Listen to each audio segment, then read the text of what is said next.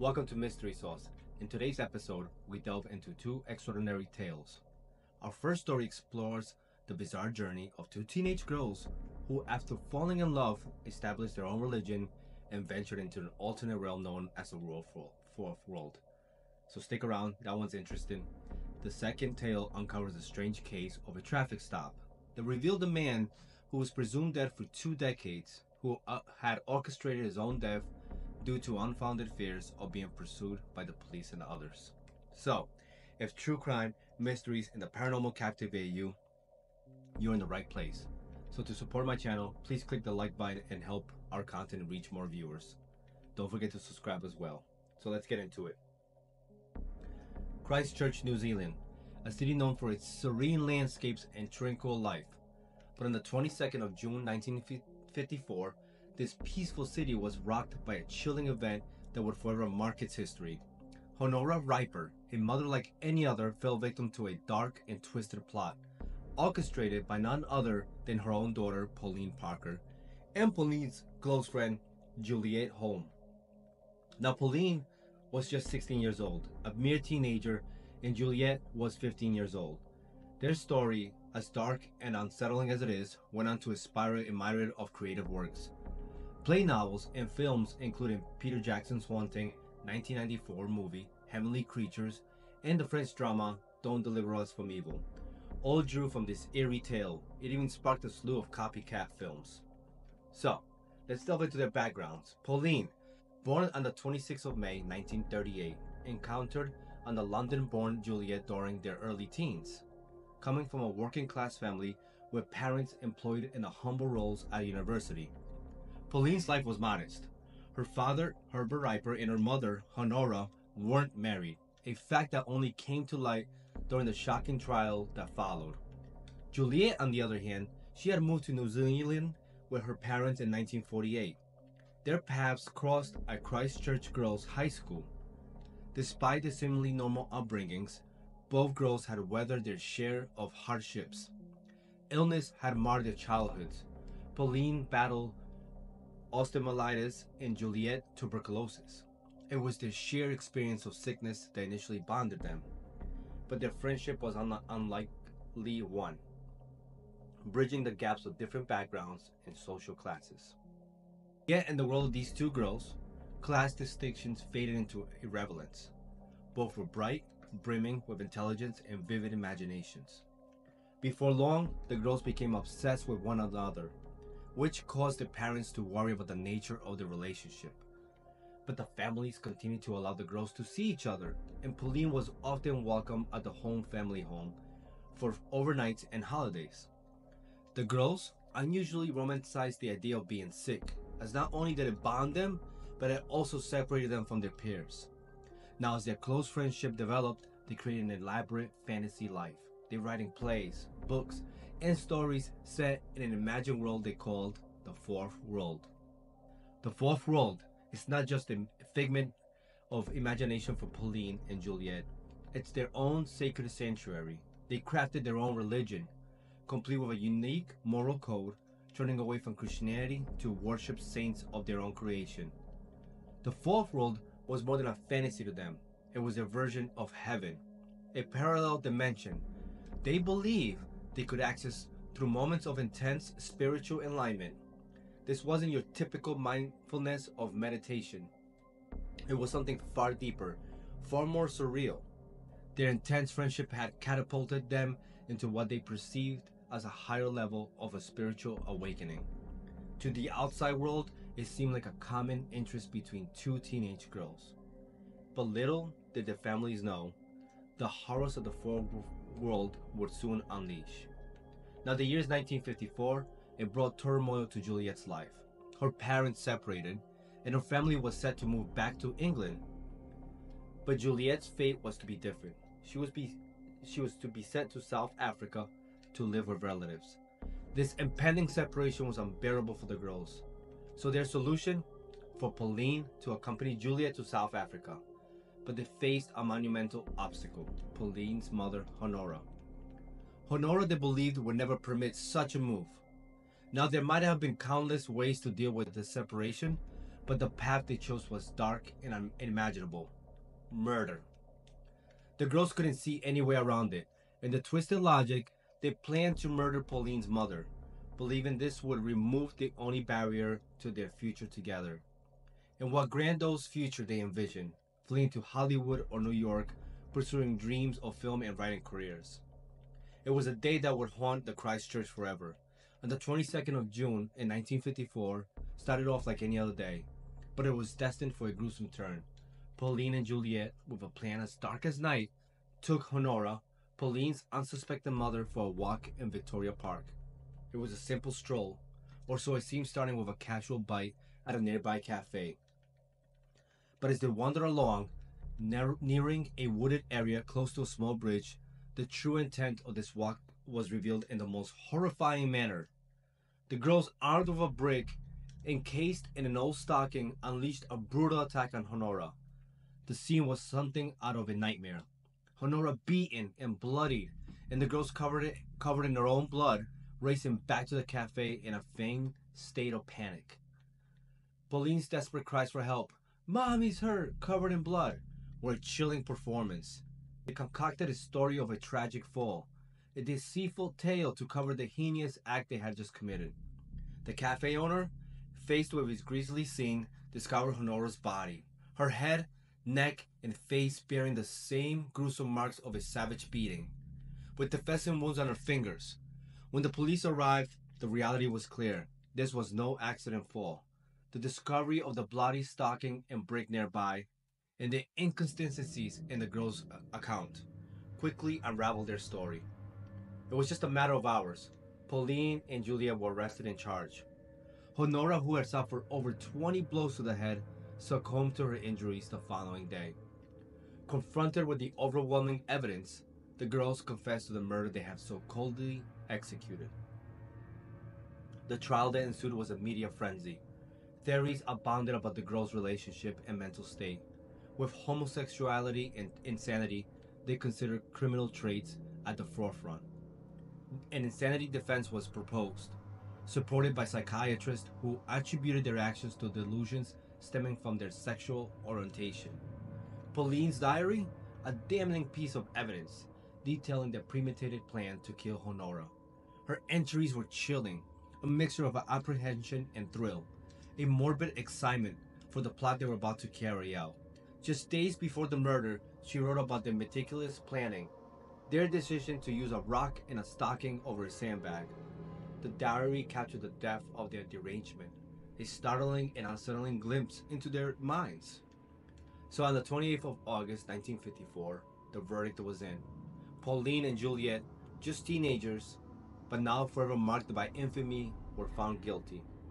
Too young to face the death penalty, they each received a sentence of 5 years in prison. The end of the trial marked the beginnings of their separate paths. Juliet's release was swift and encumbered. She left for Italy to reunite with her father, leaving behind the shadows of her past. And Pauline, on the other hand, faced a stint on parole in New Zealand, her every move watched, her freedom conditional.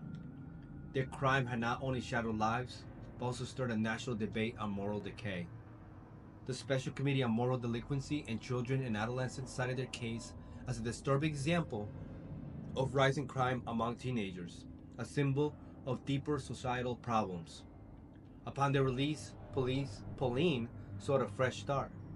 She assumed a new identity, Hilary Nathan, and for a time remained under the watchful eyes of the authorities in New Zealand. Eventually, she made her way back to England, finding solace in a simple life running a children's riding school in Stroud, Kent. By 1992, she had embraced the Roman Catholic faith, seeking redemption in religion. Though she stayed away from the public eye, her sister conveyed her deep remorse in a statement in 1996.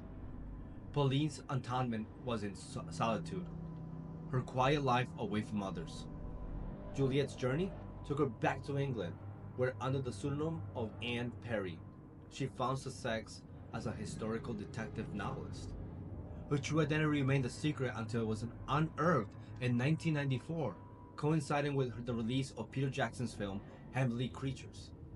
Anne Perry, Julianne Holmes' new self, passed away of a heart attack on the 11th of April 2023 in Los Angeles at the age of 84. Second story, Daytona Beach, Florida, 1989. A perfect setting for a holiday, right? But not for Benny Wint and Patricia Hollingsworth. They were there, all set for what should have been a joyous trip. A trip where Benny and Patricia, along with their little daughter, were supposed to celebrate their love, maybe even tie the knot. But fate, or should I say Benny's decision, had other plans. Now Patricia, the love of Benny's life, heart pounding with worry, reported him missing. He had gone for a swim, or so she thought. And then, nothing. He just vanished. The man she was about to marry, gone without a trace. The search was no small affair. We're talking helicopters buzzing overhead, boats combing the water, lifeguards scanning the horizon. The beach patrol, led by Captain Scott Peterson, poured their hearts into the search. And Patricia, her heart breaking, she ran along the beach, eyes searching, hoping against hope. So here's where it gets eerie. The beach patrol, they've seen their share of tragedies, and something didn't sit right with them. Bodies usually resurface, but not this time. Benny was gone like a ghost. And Patricia, she left to pick up the pieces. Believed she had lost her love to the merciless ocean. But what nobody knew then, and not Patricia, not the beach patrol, not the desperate search teams, was the shocking truth. Benny Wint, this man they were all frantically searching for, had crafted the most bizarre plot. He had faked his own death, slipped away under the guise of tragic drowning. Now let's turn the page to the next chapter in Benny's life. That reads like a suspense thriller. Imagine a man, he's knee deep in the world he barely understands, the world of narcotics. Benny Wint, our man of mystery, wasn't exactly a kingpin. No, he was more like a guy who knew a guy on the fringes, always looking over his shoulder. The 70s and 80s rolled by, and Benny, well, he got caught up in all of it. Dabbling in drugs, he started feeling the heat, real or imagined. Paranoia is a tricky thing, folks, so it crawls into your mind, whispering that everyone's out to get you. And Benny, he believed all of that. The drug runners, the cops, you name it. He thought they were closing in on him. But they weren't. Not a soul was after him. It was all in his head. But the fear, it can make you do crazy things, right? And for Benny, that meant the craziest thing imaginable. He hatched a plan to vanish, to leave everything behind, his fiancée, his daughter, his life. Now, September 25th, 1989, it's 4 p.m. at Daytona Beach. Bernie's there with Patricia and their daughter. He leaves his clothes on the beach, walks into the ocean for his swim, and keeps swimming further and further and further until he's just a speck in the distance, and then gone, off to a quiet bay where he stashed some clothes for his great escape. For 20 long years, Benny lived a lie. He built a new life in Marshall, North Carolina. A new partner, a new child, a new family, even a new business selling NASCAR merchandise. He became a part of this community, hiding in plain sight. His whole life with Patricia and their daughter, nothing but a distant memory, buried under the layers of the sea. But here's the thing about the past. It has a way of sneaking up on you when you least expect it. And for Benny, that reckoning was just around the corner. Patricia, her world turned upside down. The man she loved, the man she was about to marry, just gone, like a ghost. Her life, once filled with plans and dreams, now shattered into a million pieces. But it wasn't just Patricia. There was this lifeguard at Daytona Beach, the one on duty that fateful day. This guy, he's haunted and tortured by the thought that maybe, just maybe, he missed something out there in the vast ocean. That guilt is a heavy burden clinging to him for years, a constant reminder of what he believed was his failure. And then there's Benny's daughter. Imagine being 4 years old, your dad vanishes, and all you're left are with questions, a gaping hole where a father's love should be. She grew up always searching and hoping, posting information online, clinging to a silver hope that maybe, just maybe, her dad's disappearance wasn't what it seemed. So in 2009, 20 years later, when Weaverville, North Carolina, Officer Stacy Wyatt pulls over a man for a minor issue, malfunctioning license plate lights. The simplest thing. This guy, he says his name is James Sweet, but something's off. Officer White, his instincts kicking in, digs deeper. No records for James Sweet. Red flags are waving now. Under pressure, James Sweet cracks. He spills it. His real name, Benny Wint. In his unbelievable story of a life on the run since that day in 1989. He talks about his past with narcotics, his flight from Daytona Beach to the Ozarks in Alabama.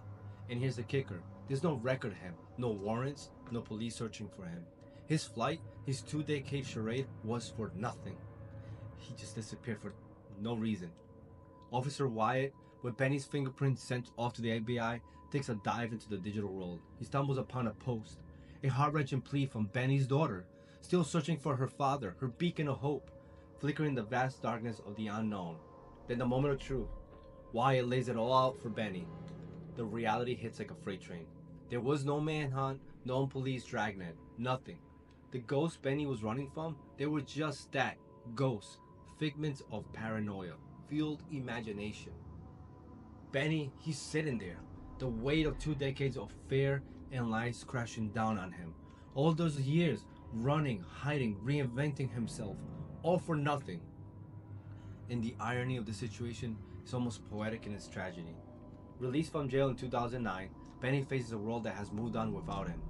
No charges for the 1989 incident. But what about the charges to his soul? The emotional depths occurred over 20 years. His revelation is like a key unlocking the chains of the past for those who he left behind. Closure, finally for Patricia, the lifeguard, his daughter, but closure comes with its own price.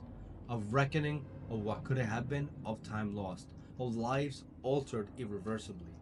For the lifeguard, it's a bittersweet release from the shackles of guilt. He can finally breathe knowing he didn't fail all those years ago. But what about Benny's daughter, right? Imagine her. She's confronted the truth about her father. Was it relief, anger, sadness? We can only guess. They haven't put out any information on that. So this story of Benny Wint is more than just a bizarre crime story. It's a mirror held up to our own fears, our own secrets. It makes you wonder, doesn't it? The people we think we know, the lives we live, how much is it real and how much is it a facade? So that comes to close our stories today, and I appreciate everyone for listening. If you found them engaging, I'd really appreciate it if you could hit that like button and the subscribe button. Thank you for tuning in, and until next time, stay saucy.